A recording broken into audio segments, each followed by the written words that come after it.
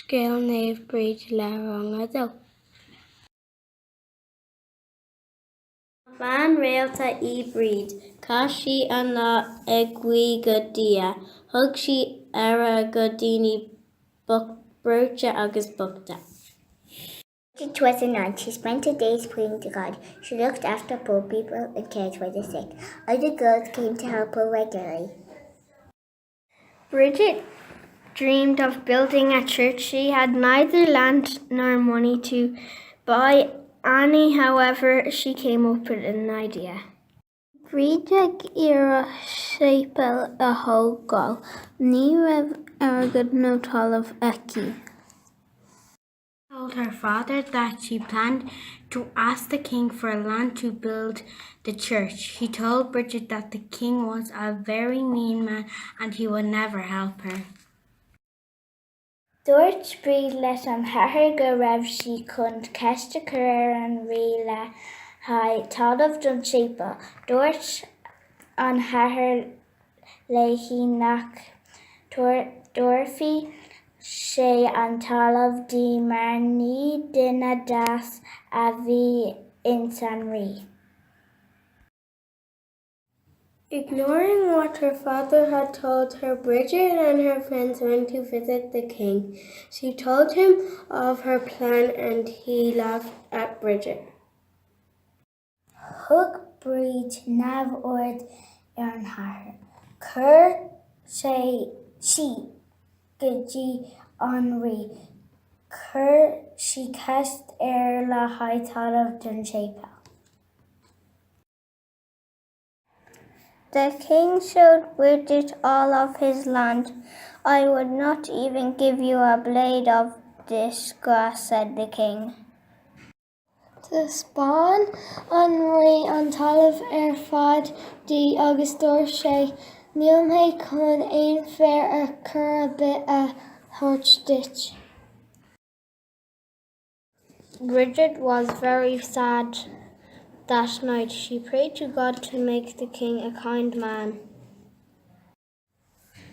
Bhí an roghan Bríd an oíche sin gcuasaí chun dia chun fear níos deise a dhéanamh san rí.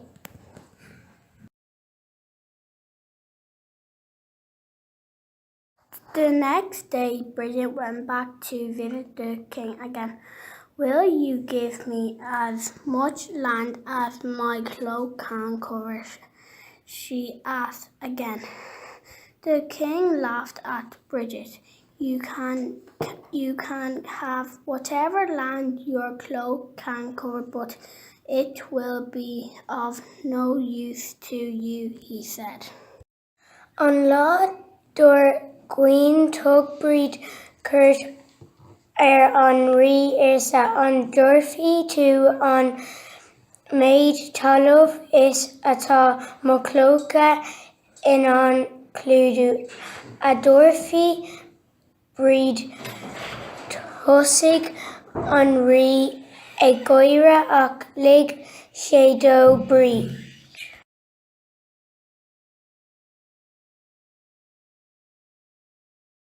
Bridget put her cloak on the ground. Suddenly the cloak began to grow and grow. Cur Bríd a clóca ar an talamh.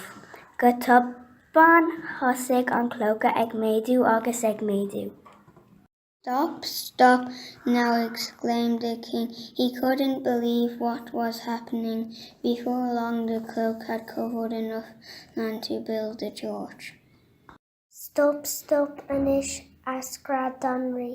Níor cred sé céir a bhí tar éis tharla. Bhí an clóca tar éis clúdú go leor talamh chun tséipéal a thógáil air. The king fell to the ground. He vowed to help Bríd in any way he could from that day on. He wanted to help the poor and sick especially. Tuit an rí ar na glúine. Gheall sé go Bríd an lá sin amach go ghearradh sé le héine déan brúte agus bugta. Bridget was able to build her church on the land. She was very happy. Bhí an áthas ar bríd an sin mar bhí sí in an scéal a thógáil.